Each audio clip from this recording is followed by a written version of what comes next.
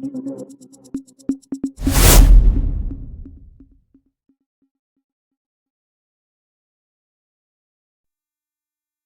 குரல் செய்திகள். புதுச்சேரி மாநிலங்களவை உறுப்பினர் செல்வ கணபதி தலைமையில் 114 முதியோருக்கு உதவித்தொகை வழங்கும் விழா நடைபெற்றது. புதுச்சேரி அரசு மகளிர் மற்றும் குழந்தைகள் மேம்பாட்டுத்துறை சார்பில் புதுவை சேர்ந்த முதியோர், விதவை, கணவரால் கைவிடப்பட்டவர், முதிர்கன்னிகள் ஆகியோருக்கு உதவித்தொகை வழங்கும் விழா இன்று ஈசிஆரில் அமைந்துள்ள புதுவை பாராளுமன்ற மாநிலங்களவை உறுப்பினர் அலுவலகத்தில் நடைபெற்றது.